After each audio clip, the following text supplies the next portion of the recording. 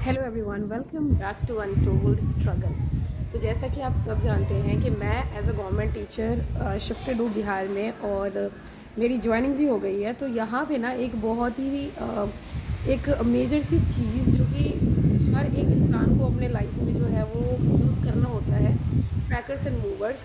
उसने जो मेरे साथ फ्रॉड किया था जब मैंने दिल्ली से बिहार अपना सामान शिफ्ट कराया था, तो उस दौरान मेरे साथ फ्रॉड हो गया था। तो मैं उसी की जो डिटेलिंग है ना वो यहाँ पर डिस्कस करूँगी कि किस तरीके से मेरे साथ फ्रॉड हुआ था और आप किस तरीके से जो है बच के रहे अगर आप पैकर्स और मूवर्स। देखिए, मे बी ये वीडियो जो है वो थोड़ा सा लेंदी हो जाए, क्योंकि इस वीडियो में मैं सारी डिटेलिंग जो है वो डिस्कस करूँगी कि किस तरीके से मेरे साथ फ्रॉड हुआ और मुझे पता भी नहीं चला। और इवन मैंने अकेले ही अपना सामान शिफ्ट नहीं कराया था, मेरे साथ जो है मेरी पूरी फैमिली थी जिन्होंने लगातार क्रॉस चेक करी थी चीज़ों को, बट हमें फिर भी भनक तक नहीं लगी कि हमारे साथ इतना बड़ा फ्रॉड होने वाला है।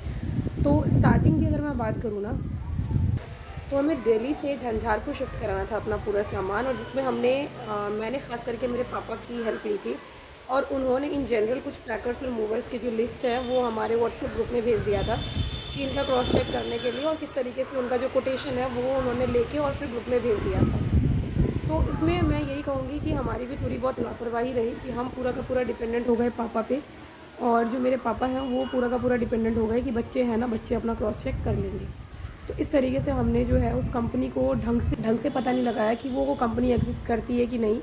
और क्योंकि वो लोग बनाते हैं कुछ इस तरीके का ट्रैप ना कि आपको पता भी नहीं चलेगा, एक लुक में तो बिल्कुल भी पता नहीं चलेगा कि किस तरीके से जो है चीज़ें आपके हाथ से चली जाएगी आपके देखते ही।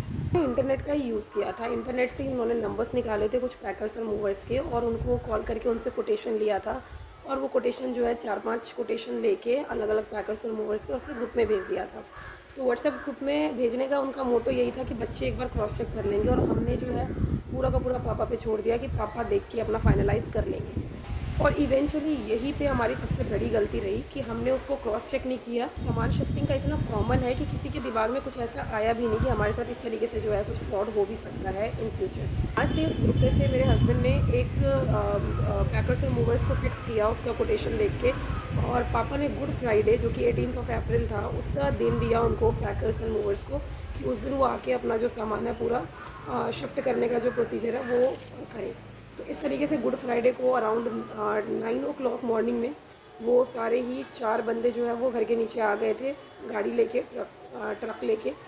और इस तरीके से जो है ना सामान हमारा पैक होना शुरू हो गया था। ये मॉर्निंग में 9 o'clock से 9 बजे से जो शुरू हुए, उन्होंने शाम के 6 बजे जो है पूरा का पूरा सामान जो है वो लोड कर दिया ट्रक में। और इस तरीके से जो सामान शिफ्टिंग का फर्स्ट जो स्टेप है कि घर से पूरा सामान जो है पैक करने का और फिर उसको लोड करने का, वो चीज़ फिनिश हुआ था। इसी दौरान जब वो जाने लग रहे थे तो पापा ने ट्रक का नंबर जो है वो ले लिया था, और एक्चुअल में उन्होंने ड्राइवर से नंबर मांगा था कि इस ट्रक का जो ड्राइवर है उसका नंबर दे दें।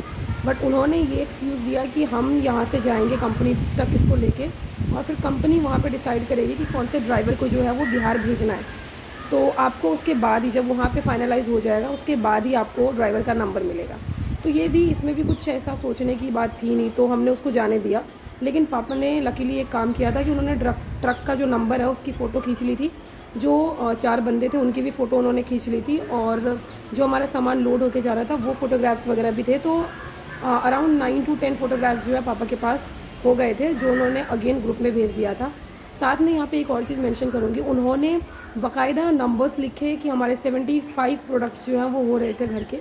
उन्होंने उस पर नंबरिंग करी, कोड डाले, और हमें जो है रिसीविंग के तौर पे प्रॉपर उन्होंने 3-4 पेजेस में पूरा वो सामान की एंट्री करके, सिग्नेचर करके, स्टैंप लगा के, ये सारी चीज़ें करके जो है हमें दे दी थी, और हमारा फ़ोन नंबर वगैरह भी ले लिया था। तो इस तरीके से जो है हमने सामान अपना जाने दिया, और उसके बाद होता है असली खेल शुरू। जब ये चले जाते हैं तो क्योंकि उस दिन फ्राइडे था, तो इनका ये प्लान था कि शायद ये रात को जो है ये सामान निकलेगा। तो रात तक जो है हमने कुछ एक भी कॉल नहीं किया इनको, और उसके बाद जो है मॉर्निंग में सैटरडे था, और सैटरडे को जो है अराउंड 10 o'clock सबसे पहला कॉल जाता है पापा की तरफ से, जिनसे इन्होंने कोटेशन लिया था उसको से बात हुई थी। तो इन्होंने 60,000 का जो कोटेशन है वो 60,000 में इन्होंने पूरा फाइनलाइज़ किया था, और जिसमें से कि 1000 लेके और उसके बाद ही ये पैकिंग के लिए आए हुए थे। इन्होंने एक्स्ट्रा पहले जो है स्टार्टिंग में 1000 ही मांगा था। उसके बाद डील ये हुई थी कि 50% जो है जब सामान यहाँ से चला जाएगा तब इनको पे किया जाएगा, और 50% जो पैसे हैं वो जब ये पहुंचने वाले होंगे हमारे लोकेशन पे, तो उस वक्त इनको पे किया जाएगा। लेकिन जब नेक्स्ट डे सैटरडे को 19 अप्रैल को कॉल किया गया इनको, तो इन्होंने जो है फिर वहाँ से चीज़ें घुमानी शुरू कर दी और ये कहते हैं कि हमको अभी पूरा का पूरा जो पैसा है 80% जो पैसा है वो दीजिए। तो ये एक बहुत ही अजीब सी बात थी कि जब बातें चीज़ें हो गई है तो अभी ना आप ड्राइवर का नंबर दे रहे हो, ना हमारा लोकेशन बता रहे हो हमारे सामान का, और निकला भी है कि नहीं निकला है आप वो चीज़ भी क्लियर नहीं कर रहे हो और पैसे मांग रहे हो। फिर भी हड़बड़ी में जो है पापा ने उनको 30,000 और पे करवाया, जो कि अगेन फ़ोन पे से ही हो गया था क्योंकि हस्बैंड जो है मेरे बिहार में थे और वहाँ पे चीज़ें जो है वो दिल्ली में ये सारी डील जो है वो हो रही थी।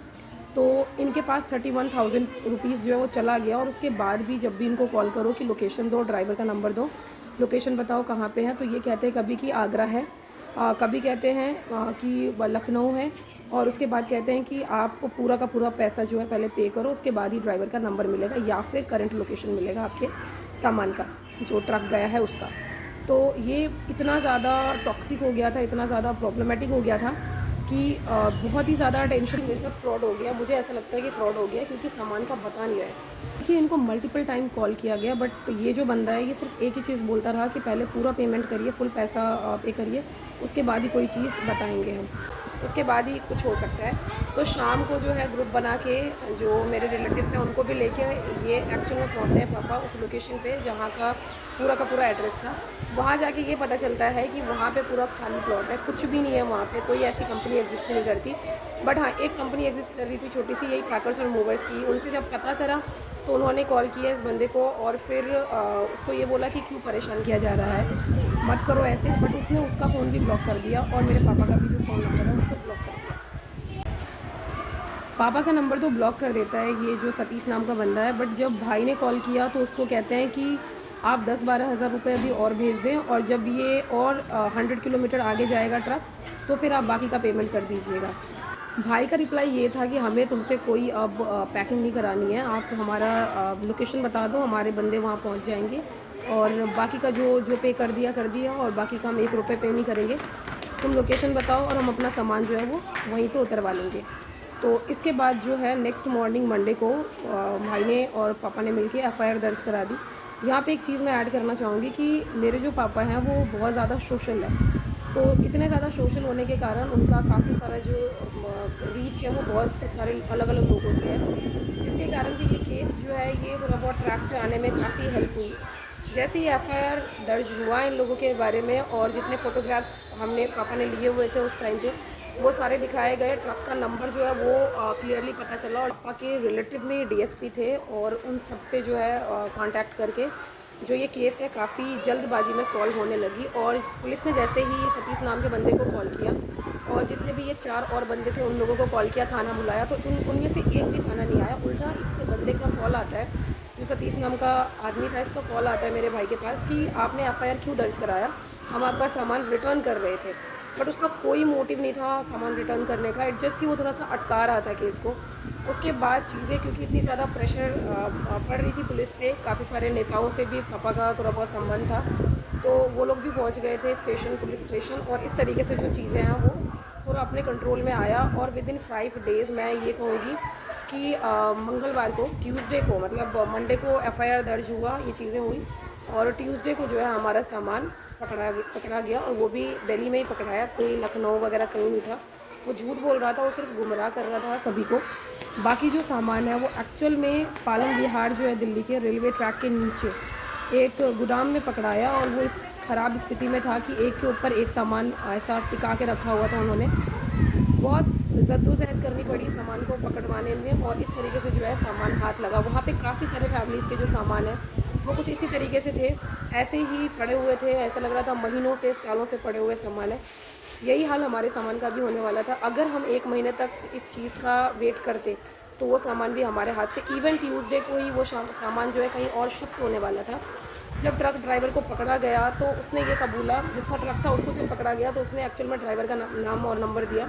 उससे जब बात हुई तो उसने ये बताया कि ये जो है ये करकनडूमा में इसको दूसरे ट्रक में जो है इस वाले ट्रक को अनलोड करके दूसरे में लोड किया गया और उस ट्रक से जो है इसको पालम विहार में जाके और वहाँ पे पूरा सामान जो है वो रख लिया गया और इस तरीके से ये गुमराह कर रहे थे कि हमारा सामान जो है वो लखनऊ में है, कभी आगरा में है, कभी लोकेशन तभी देंगे जब आप पूरा का पूरा पैसा देंगे। तो इनका कोई प्लान नहीं था हमारा सामान रिटर्न करने का। इवन पता ये भी चला कि ये पूरा का पूरा एक गिरोह है जो कि राजस्थान का पूरा गैंग है जो इस तरीके से फैला हुआ है दिल्ली के अलग अलग पार्ट्स में, और ये इसी तरीके से जो है सभी के साथ फ्रॉड करते हैं। मोस्ट ऑफ द फैमिलीज़ जो है वो फंस जाती है इनके फ्रॉड में। और आजकल इंटरनेट या फिर आप ये कहें इतना ज़्यादा एक्सेस हो गया है लोगों को इन चीज़ों का कि वो फ़िज़िकली जाके चेक नहीं करते हैं, क्योंकि टाइम का भी कहीं ना कहीं बहुत शॉर्टेज है, अभाव है। तो लोग सोचते हैं कि नेट से ही चीज़ें हो जा रही है बैठे बैठे, तो फिर उसी को हम फॉलो कर लेते हैं और इस चक्कर में जो है बहुत बुरी तरीके से फंसते हैं। मैं आपको ये अगर किसी के साथ ऐसा हुआ है, भगवान ना करे ऐसा हो, लेकिन अगर किसी को हुआ है तो वो रिलेट कर पाएंगे कि किस तरीके से जो है परेशानी होती है, किस तरीके से जो इंसान है वो टूट जाता है। उसका सालों का जो मेहनत है, वो जो एक एक चीज़ उसने कमाई है और अपने घर में लगाई है, क्योंकि घर में बहुत सारी चीज़ें होती हैं, बहुत सारी मेमोरीज़ होती हैं, वो सब ऐसा लगता है कि वो मिनटों में जो है वो कहीं भगवान ने छीन लिया है। क्या किया है मतलब मैं आपको एक्सप्लेन नहीं कर सकती वो कितना गंदा दौर होता है। बट लकीली मैं बहुत लकी थी मेरे फैमिलीज़ और ईश्वर का कि इस तरीके से मेरे पापा का कांटेक्ट था कि काम फटाफट हो गया और साथ में हमारा जो सामान है वो आराम से रिटर्न हो गया। कुछ पैसे उसने लिए, हमने अराउंड 16,000 रुपीज़ जो है वो उसको छोड़ दिए, दे दिए, क्योंकि उसने कहा वो गिराने लगा था, रोने वोने लगा था कि हमारा बहुत सारा लॉस हो जाएगा। तो हमने 16,000 उसको इंसानियत के नाते छोड़ दिया। हालांकि इंसानियत तो आज के टाइम पे है ही नहीं, क्योंकि जब हम रो के उसको कॉल कर रहे थे कि हमारा सामान बता दो कहाँ है, उस वक्त उसने नहीं सुनी, ब्लॉक पे ब्लॉक किए जा रहा था अलग अलग नंबर्स को। बट जब वो रोया तो हमने अपने पैसे जो हैं वो ज़रूर छोड़ दिए कि भाई किसी की हाई नहीं लेनी चाहिए, वो हमारा इंसानियत था, हमने छोड़ा। बट मैं आपको यही कहूँगी कि आगे से अगर पैकर्स और मूवर्स से किसी भी कंपनी का आपको कुछ भी लोड करा रहे हैं, अपना सामान दे रहे हैं, कोटेशन के बेसिस पे जज ना करें। कई बार ऐसा होता है कि 7,000 10,000 का जो है वो फ़र्क आता है, बट इसको भी आप जज ना करें। आप प्रॉपर फिज़िकली जाके क्रॉस चेक करो कंपनी एग्जिस्ट करती है नहीं करती है, क्या वो सच की कंपनी है या फिर वो भी आप भी कहीं किसी अलग ट्रैप में फंस रहे हो।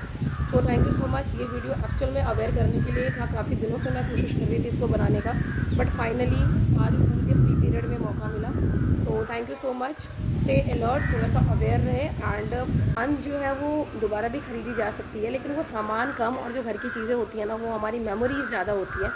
तो इसका एक जो मलाल है वो ज़िंदगी भर रह जाता है, एक खालीपन जो है वो ज़िंदगी भर रह जाता है। भले ही उसकी जगह पे हम दूसरा सामान ले आते, घर को वापस से हम भर देते, बना लेते, बट वो चीज़ें जो है ना वो रह जाती कहीं पे। तो मकसद था सिर्फ और सिर्फ एक ही मकसद था, एक जागरूकता फैलाना, क्योंकि ये बहुत कॉमन हो गया है। जनरली लोग जो है यहाँ से वहाँ शिफ्ट होते हैं और बिना कुछ सोचे जाने परखे चीज़ें जो है किसी भी पैकर्स और मूवर्स का हैंड ओवर कर देते हैं। तो be careful while choosing packers and movers, क्योंकि ये कभी भी आपके साथ धोखा कर सकते हैं। Watching and let me know अगर आपके साथ भी ऐसा कुछ हुआ है तो कमेंट सेक्शन में आप ज़रूर कमेंट करें, जिससे आगे आने वाले जो लोग हैं या फिर जो इस चीज़ में फंस चुके हैं या फंसने वाले हैं वो सारे ही जो है थोड़े से अवेयर हो सके आपके। And thanks for watching.